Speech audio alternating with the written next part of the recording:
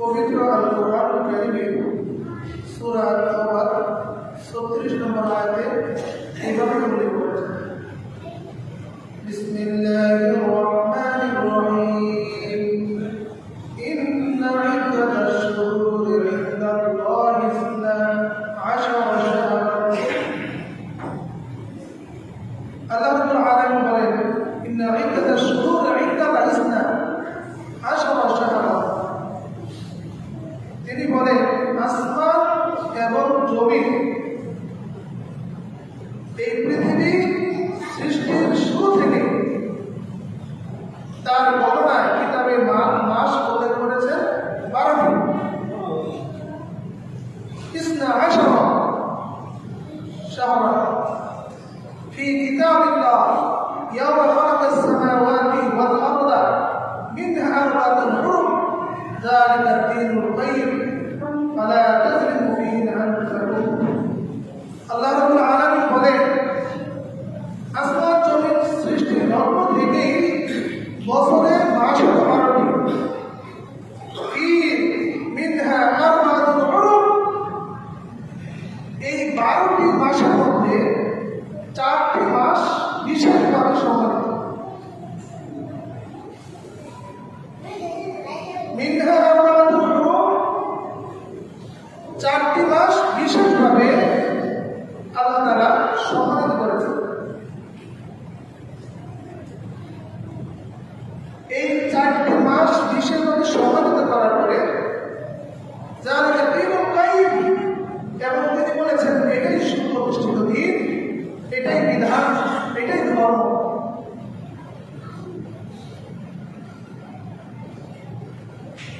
ফীহিন্না আনফুসাকুম ফালা তাযলিমু ফীহিন্না আনফুসাকুম। এরপর বলেছেন যে এই 4টি মাসের মধ্যে বা এই 4টি মাসকে তোমরা অসম্মান করে তোমরা নিজেরাই নিজেদের প্রতি সাধন করো। তো আল্লাহর কথা অনুযায়ী বছরের মাস হচ্ছে 12টি, তার মধ্যে 4টি হচ্ছে কি মিনহা আরবাতুন হুরুম, বিশেষভাবে সম্মানিত। এখানে 4টি মাস বিশেষভাবে আল্লাহ তাআলা সম্মানিত করেছেন বটে, কিন্তু 4টি মাস কোন 4টি মাস এটা কিন্তু কোরআনে উল্লেখ নেই। কোরআনে 30 পারার মধ্যে 114টি সূরা, মোট আয়াত সংখ্যা রয়েছে 6236টি অথবা 34টি। এই সব আয়াতের মধ্যে আপনি ওই 4টা মাসের উল্লেখ পাবেন। এই 4টা মাসকে পেতে হবে আপনাকে হাদিসে যেতে হবে। সহিহ আল বুখারী 3197 নম্বর হাদিস, আবু বকর রাদিয়াল্লাহু আনহু তিনিও এভাবে উল্লেখ করেছেন যে নবী সাল্লাল্লাহু আলাইহি ওয়াসাল্লাম বলেছেন যে বছরে পৃথিবীর সৃষ্টির শুরু থেকে আল্লাহ তাআলা বছরের মাস উল্লেখ করেছেন 12টি। মাস গণনায় 12টি, তার মধ্যে মিনহা আরবাতুন হুরুম, 4টি মাস কোরআনেও উল্লেখ আছে যে 4টি মাস হচ্ছে বিশেষভাবে সম্মানিত। আবার এই হাদিস তাই 4টি মাস বিশেষভাবে সম্মানিত। এবার 4টি মাস কি কি? প্রথম মাস হচ্ছে জিলকাদা, দ্বিতীয় মাস হচ্ছে জিলহজ্জা, তৃতীয় মাস হচ্ছে মুহররম, চতুর্থ মাস হচ্ছে মুতাওয়ালির মাস তথা রজব মাস। তাহলে সহিহ বুখারীতে আমরা 4টি মাসের উল্লেখ পেলাম। সম্মানিত যে 4টি মাস রয়েছে বিশেষভাবে সম্মানিত, তার মধ্যে প্রথম মাসটির নাম হচ্ছে কি জিলকাদা, আমরা বলি কি জিলহজ, আমরা এটা বলি, কিন্তু হাদিসের ভাষা জিলকাদা। বিশ্রাম করা, আরাম করা, বসে থাকা অথবা রেস্ট থাকা, নিরাপদে থাকা। যেহেতু এই যুলকাদা মাসটি হচ্ছে হজের মাস, বর্ণনা আছে যে শাওয়াল মাস থেকেই হজের মাস শুরু হয়। তো যুলকাদা মাস হজের মাস, জিলহজ মাস তো হজের মাসই, মুহররম মাস, এগুলো হজের মাস হিসেবে আল্লাহ তাআলা উল্লেখ করেছেন। রাসূল সাল্লাল্লাহু আলাইহি ওয়াসাল্লাম বর্ণনা করেছেন। তো মাসের মধ্যে 12টি মাসের মধ্যে 4টি মাসকে আল্লাহ তাআলা বিশেষভাবে সম্মানিত করেছেন। আল্লাহ তাআলা সৃষ্টির দিকে লক্ষ্য করে দেখবেন, একজনের উপরে আরেকজনকে আল্লাহ তাআলা কিভাবে সম্মানিত করেছেন। যেমন আকাশে যে ফেরেশতা রয়েছে, এই ফেরেশতাদের মধ্যে বিশেষভাবে কিছু ফেরেশতাকে বাছাই করেছেন দূত হিসাবে। যেমন জিবরাইল আলাইহিস সালাতু ওয়াস সালাম, মিকাঈল আলাইহিস সালাতু ওয়াস সালাম, জিবরাইল, ইসরাফিল আলাইহিস সালাতু ওয়াস সালাম, এরকম যে 4 জন বিশেষ সম্মানিত ফেরেশতা আল্লাহ তাআলা যাদের নাম মনে করেছেন। তো সর্বাগ্রে জিবরাইলের কথা সমস্ত ফেরেশতাদের লিডার হিসাবে জিবরাইল আলাইহিস সালাতু ওয়াস সালাম নামকে আল্লাহ তাআলা উল্লেখ করেছেন। দূত হিসাবে জিবরাইলকে বা ফেরেশতাদের মধ্য থেকে জিবরাইলকে বাছাই করা হয়েছে। ঠিক তেমনইভাবে মানব মণ্ডলীদের মধ্য থেকে, মানুষের মধ্য থেকে বিশেষভাবে সম্মানিত করেছেন রাসূল, নবী রাসূলদেরকে। ঠিক তেমনইভাবে মাসের মধ্যে রমজান মাস এবং এই হারাম সম্মানিত আরো 4টি মাস, জিলহজ্জা, জিলকাদা, মুহররম এবং রজব, এই 4টি মাসকে বিশেষভাবে সম্মানিত করেছেন। ঠিক তেমনইভাবে সপ্তাহের মধ্যে আল্লাহ তাআলা জুমার দিন, শুক্রবারকে বিশেষভাবে সম্মানিত করেছেন এবং এর বিশেষত্ব আছে। এবং রাতের মধ্যেও একটা বিশেষ রাত রয়েছে, লাইলাতুল কদর। এরকম ভাবে আল্লাহ তাআলা যাকে যেভাবে খুশি সম্মানিত করেছেন, আবার যাকে যেভাবে খুশি তাদেরকে ধ্বংস করেছেন, তাদেরকে একেবারে নিচে নামিয়ে দিয়েছেন।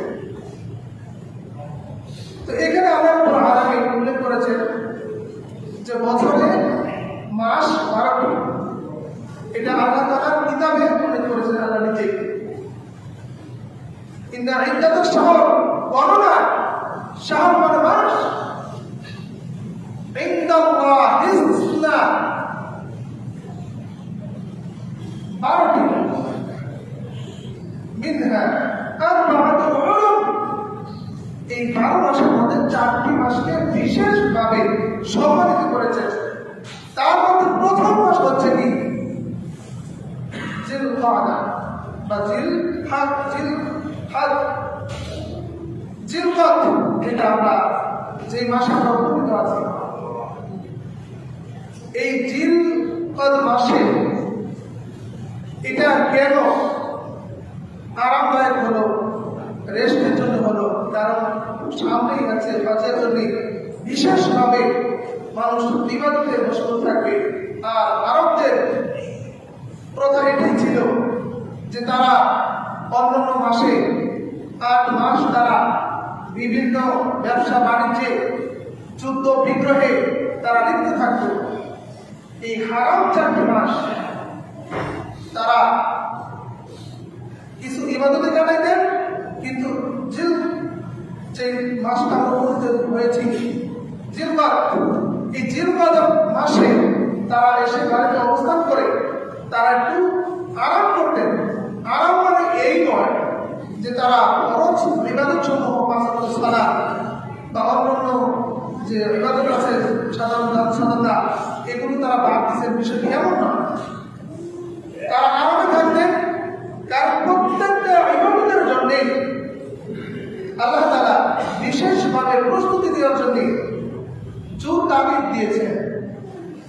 মাহে রমজান এটাকে আমরা যেন ভালোভাবে ইবাদতে কাটিয়ে দিতে পারি, এই জন্য রজব থেকে রাসূল সাল্লাল্লাহু আলাইহি ওয়াসাল্লাম বিশেষভাবে উল্লেখ করেছেন, বিভিন্নভাবে ওইখান থেকে মানুষকে উদ্বুদ্ধ করেছেন, উৎসাহিত করেছেন যেন রমজান মাসকে ফরজ মাস, এই মাসের ইবাদত যেন আমরা কোনোভাবে ছেড়ে না দেই। এই জন্য জোর তাগিদ দিয়েছেন আমাদেরকে প্রস্তুতি গ্রহণ করার জন্য। যেহেতু জিলকদার পরে মাসটা হচ্ছে কি হজ্জের মাস, প্রথম 10 দিন, আর এই জিলকদ মাসের বিশাল গুরুত্ব রয়েছে। যেমন এই জিলকদ মাসে দুনিয়ার মধ্যে শ্রেষ্ঠ নবী 2 জন এই মাসে তারা জন্মগ্রহণ করেছিলেন। একজন হলেন আমাদের মুসলিম জাতির পিতা ইব্রাহিম আলাইহিস সালাম, ইব্রাহিম খলিলুল্লাহ, এবং আরেকজন হচ্ছেন ঈসা আলাইহিস। তারা তো এই জিলকদ মাসেই তাদের জন্ম হয়েছে।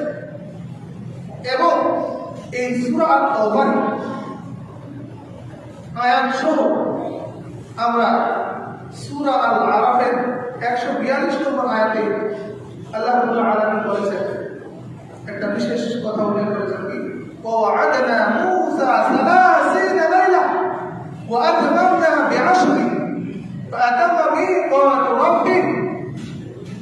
আল্লাহ তাআলা বলেন, আমি মুসার সঙ্গে অঙ্গীকার করেছিলাম, ওয়াদা করেছিলাম, ওয়া'আদনা আমি ওয়াদা করেছি, শপথ করেছি, অঙ্গীকার করেছি মুসার সাথে 30 লাইলা 30 রাত্রি, ফাআতাম্মা আরো বৃদ্ধি করেছি, মিকাত রাব্বি ফাআতাম্মা মিকাত রাব্বি বি'আশরা, আশরা, এবং আরো 10 দিন 10 রাত আরো বৃদ্ধি করুন।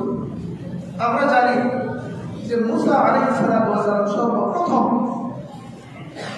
যে অভিপ্রাপ্ত হয়েছিলেন সেটা সিনাই পাহাড় বা তুর পর্বতে।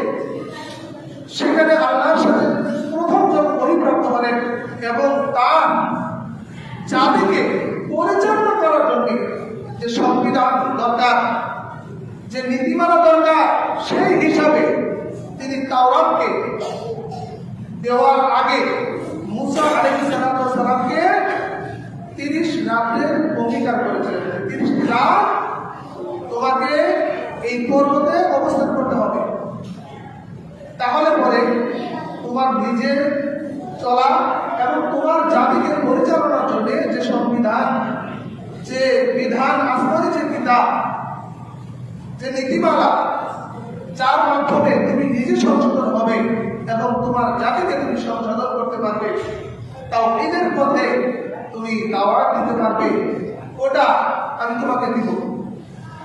তার বিনিময়ে কি করতে হবে? 30 রাত্রি তোমাকে এই পর্বতে অবস্থান করতে হবে। ফাআতাম্মা মিকাত রাব্বিহি, এবং আরো 10 দিন 10 রাত্রি আরো তিনি বৃদ্ধি করবেন। বিষয়টা এমন, যেমন আমরা অনেক সময় কোনো মেহমান, যদি সম্মানিত মেহমান আসে, কিছুদিন অবস্থান করার পরে আমরা কি বলি, আর কটা দিন থেকে যান, অথবা আর 2-1 দিন থেকে যান।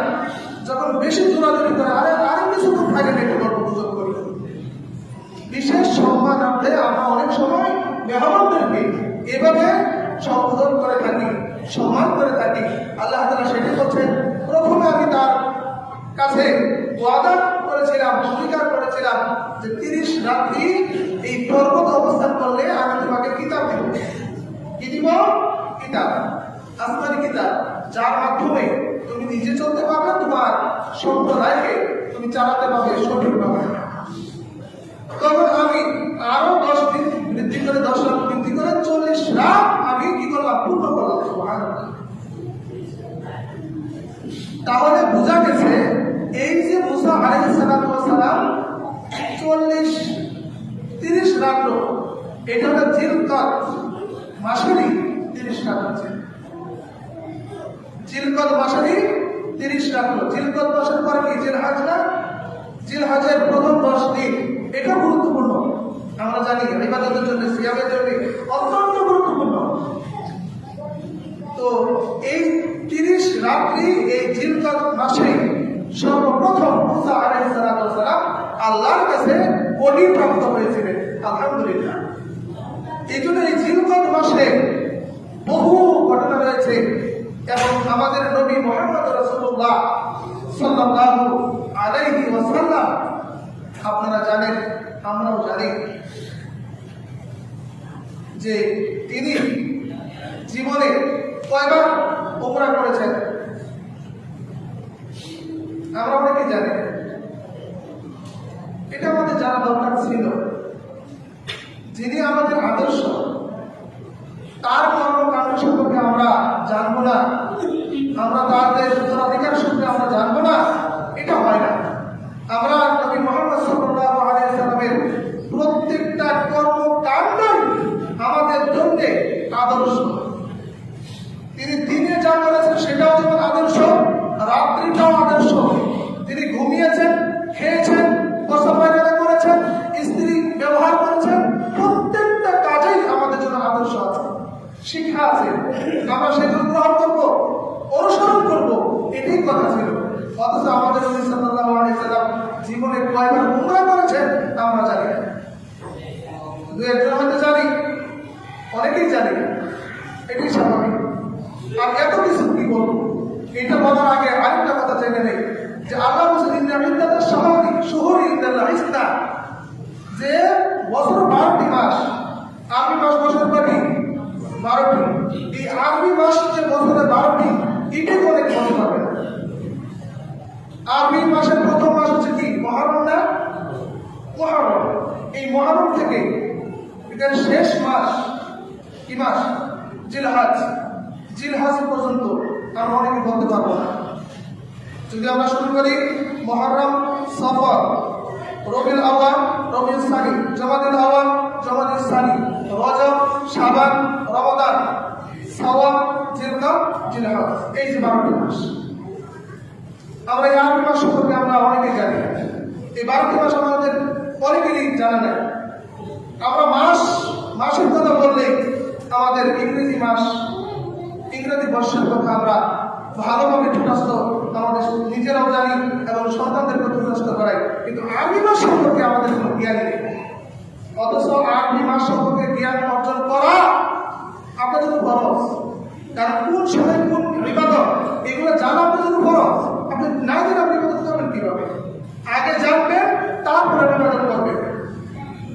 এই জিলকদ মাসে যে বিশেষ ফজিলত রয়েছে, এটা আমরা অনেকেই জানি না।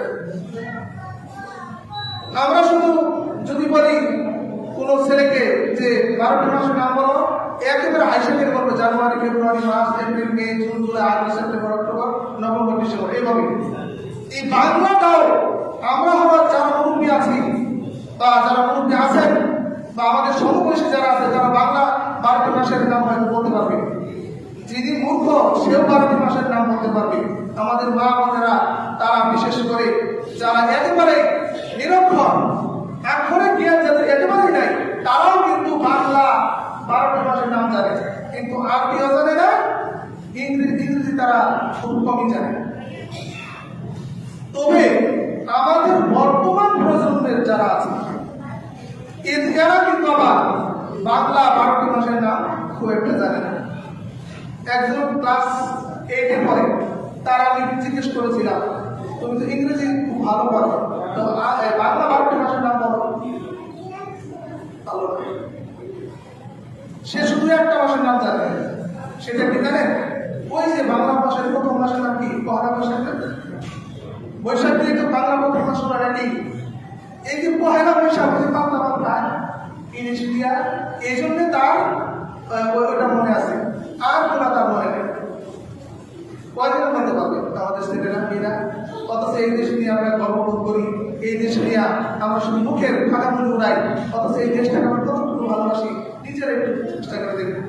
সন্তানকে আমি ইংরেজি শেখাইতে ভালোভাবে যেটা আমার জীবন মরণের প্রশ্ন, সুখের দুঃখের প্রশ্ন, আমার মানে জান্নাত জাহান্নামের প্রশ্ন, ওই সম্পর্কে আমার জ্ঞান আমি অর্জন করি না।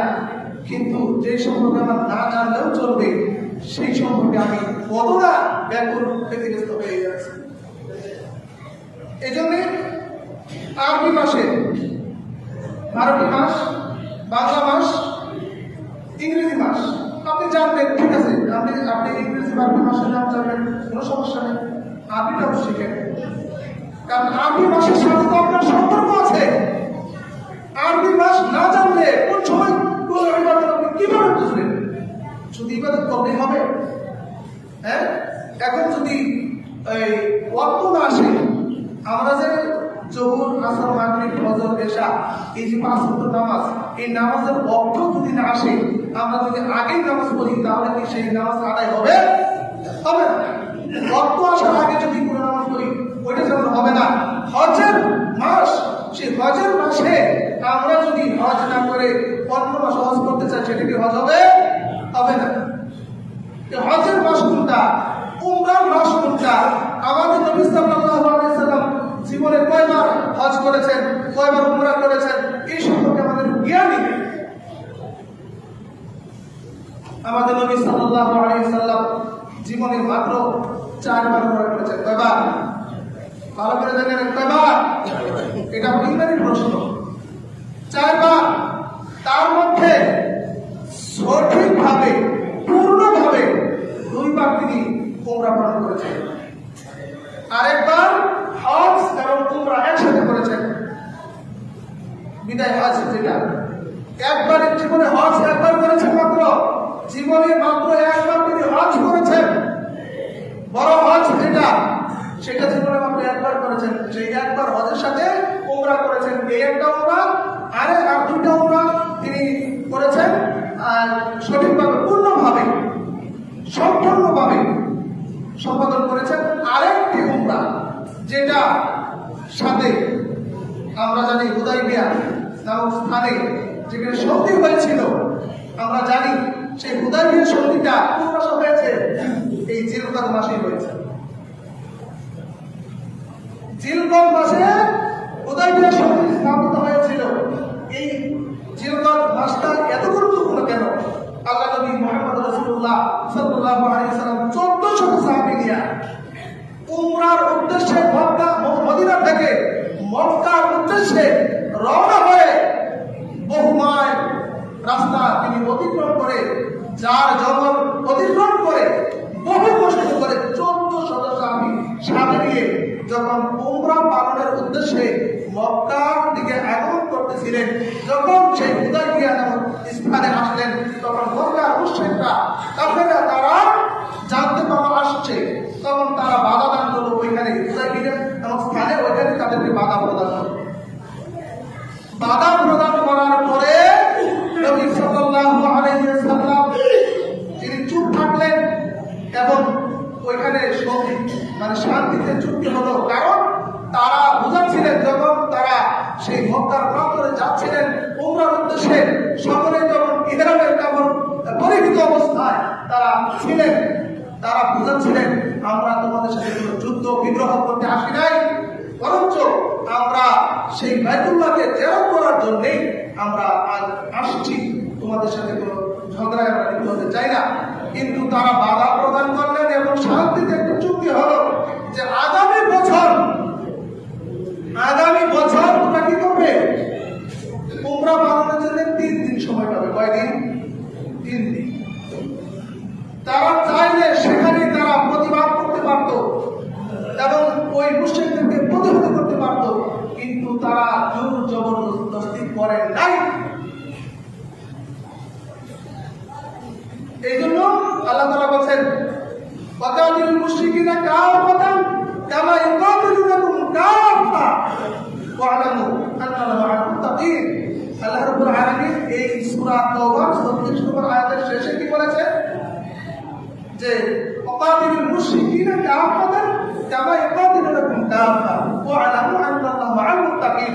মুশরিকরা যেমনি ভাবে তোমাদের উপরে আক্রমণ করে, তোমাদের বিরুদ্ধে যুদ্ধ করে, সম্মিলিতভাবে সবাই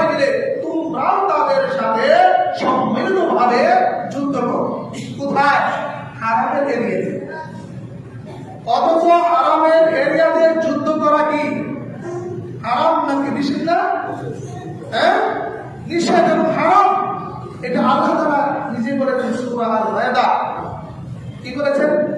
প্রথম ইয়া আইয়ুহাল্লাযীনা আমানু লা তুহিল্লু শাআইরাল্লাহ ওয়াশ শাহরুল হারাম, যে হে ঈমানদারেরা তোমরা হারামের সীমানায় যুদ্ধ করাকে বৈধ মনে করো না, জায়েজ মনে করো না। এই হারামের সম্মান আছে, তার সম্মানার্থে তোমরা যুদ্ধ করো না। কিন্তু সূরা আত-তাওবার আবার 185-94 নম্বর আয়াতে বলেছেন আশ-শাহরুল হারাম ওয়াশ-শাহরুল হারাম ওয়া হুরমাতুল কিসাস, যদি তোমরা তোমাদের বিরুদ্ধে তারা যুদ্ধ করে অন্য একটা হারাম এরিয়া, যদি হারাম এরিয়ার ভিতরে তারা তোমাদের সাথে যুদ্ধ করে তোমরাও তাদের সাথে যুদ্ধ করবে। এটা কি বলেছেন? আল্লাহ বলে দিয়েছেন। এই জন্য আমার এখানে আমার যুদ্ধের কি অনুমতি আল্লাহ তাআলা দিয়েছেন। আর এখানে বলেছেন কি সূরা তাওবার 36 নম্বর আয়াতে কি বলেছেন? মিনহা আরবাতুল হুরুম, অন্য মাসেও পাপ কাজ করা, খারাপ কাজে লিপ্ত হওয়া কি জায়েজ আছে? নাই। আল্লাহ তাআলা বর্ণনায় 12টি মাস, এই 12টি মাসের মধ্যে 4টি মাসকে বিশেষভাবে সম্মানিত করেছেন এবং এও বলেছেন যে এই মাসের মধ্যে এই মাসকে অসম্মানিত করবে না, বা এই মাসের যে হুকুমগুলো আছে সেগুলো পালন না করে এর সম্মান যদি তোমরা বজায় না রাখো তাহলে তোমরা নিজেরাই নিজেদেরকে ক্ষতি করলে, ধ্বংস করলে, নিজেরাই নিজেদেরকে ক্ষতির মধ্যে, ধ্বংসের মধ্যে নিজেদের ক্ষতি তোমরা সাধন করো না, আল্লাহ নিষেধ করেছেন। আবার এখানে বলছেন যে তোমরা যদি এখানেও তারা যুদ্ধ করতে চায় তাহলে তাদের বিরুদ্ধে যুদ্ধ করার কোনো সমস্যা নেই। মনে রেখো আল্লাহ তাআলা মুত্তাকিদের সঙ্গে সবসময় আছেন। সুবহানাল্লাহ। তাহলে এখানে 4টি মাস সম্মানিত করেছেন। এর কারণ কি? কারণ হলো অন্য মাসে পাপ করলে যে পরিমাণ গুনাহ হবে বা যে শাস্তি হবে গুনার কারণে, এই 4টি মাসে গুনাহ করলে, পাপ করলে তার শাস্তি হাজার হাজার গুণে বৃদ্ধি পাবে। কারণ সেইটা সেই ইবাদত যত বেশি কল্যাণকর, ওইটা না করলে তত বেশি ক্ষতিকর। বুঝতে পারছেন তো? যে 4টি মাস সম্মানিত, এই 4টি মাসের মধ্যে ইবাদত বন্দী করলে তোমরা যে পরিমাণ লাভবান হবে, কল্যাণ প্রাপ্ত হবে, ঠিক ততরূপ এই 4 মাসের মধ্যে তোমরা যদি কোনো পাপ কাজে লিপ্ত হও, তোমরা যথাযথভাবে এই মাসকে সম্মান না করো, তাহলে তোমরা গুনার ভাগীদার, এরকমই অনেক বেশি গুনাহগার হবে এবং তোমরা শাস্তি প্রাপ্ত হবে, যার তীব্রতা তোমরা সহ্য করতে পারবে না, আল্লাহ বলছেন। তো যাই হোক, এই 4টি যে হারাম মাস তথা সম্মানিত মাস রয়েছে, এই মাসকে আমরা যথাযথভাবে মূল্যায়ন করব, 5 ওয়াক্ত সালাত জামাতের সাথে আদায় করার চেষ্টা করব, কোরআন তেলাওয়াত করব, অন্যান্য নফল ইবাদত বন্দেগী যেটা আমরা সপ্তাহে 2টা সিয়াম আমরা রাখতে পারি, বা মাসে আমরা 3টা সিয়াম আইয়াম বীজ যেটা সেটা রাখতে পারি। এরকম এই জিলকদ মাসের সাথে বহু ইতিহাস, বহু স্মৃতি বিজড়িত আছে, বহু স্মৃতি বিদ্যমান আছে, যেগুলো বলতে গেলে বহু সময় নষ্ট হবে। আমি আবার অন্য প্রসঙ্গে একটু কথা বলবো, এই জন্য এখানেই আলোচনা সমাপ্ত করতে যাচ্ছি। তবে হ্যাঁ, যদি কোনো আপনাদেরকে বলছি ইবাদতের ক্ষেত্রে যদি কোনো সময় বাধাগ্রস্ত হন তাহলে সেখানে বাড়াবাড়ি করা যাবে না। নিষেধ করেছেন স্বয়ং আল্লাহ রাব্বুল আলামিন। তিনি সূরা আল-বাকারা 196 নম্বর আয়াতে তিনি বলছেন কি, ওয়াতিমুল হজ্জ ওয়াল উমরাতা লিল্লাহ ফাইন তুহসিনতুম ফামাস্তাইসারা মিনাল হজ্জ ওয়া লা তাহলিকু রুসাকুম হাত্তা ইয়াবলুগাল হাদিয়ু মাহিল্লাহ। আল্লাহ তাআলা বলেন, শোনো, তোমরা আল্লাহর উদ্দেশ্যে, আল্লাহর সন্তুষ্টির লক্ষ্যে তোমরা হজ এবং উমরা সম্পাদন করো।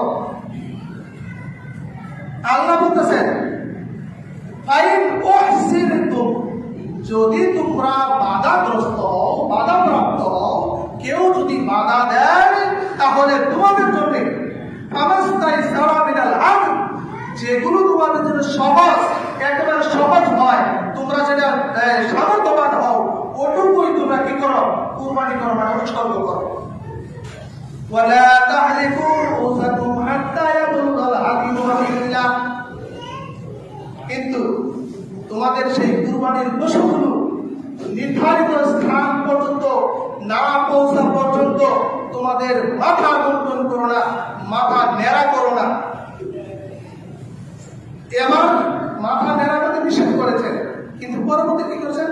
ফামান কানা মিনকুম মারিদান আও আলা ফামান কানা মিনকুম মারিদান আও বিহি রাসান ফাফিদিয়াতুন মিন সিয়ামিন আও সাদাকাতিন আও নুসুক, যদি তোমাদের মধ্যে কোনো ব্যক্তি রোগগ্রস্ত হয় অর্থাৎ অসুস্থ হয়ে যায়, মিন রাসিন অথবা মাথা ব্যথায় কাতর হয়ে যায়, মাথা ব্যথা হয়, মিন রাসিন মাথা ব্যথা হয়, তাহলে তোমরা কি করবে?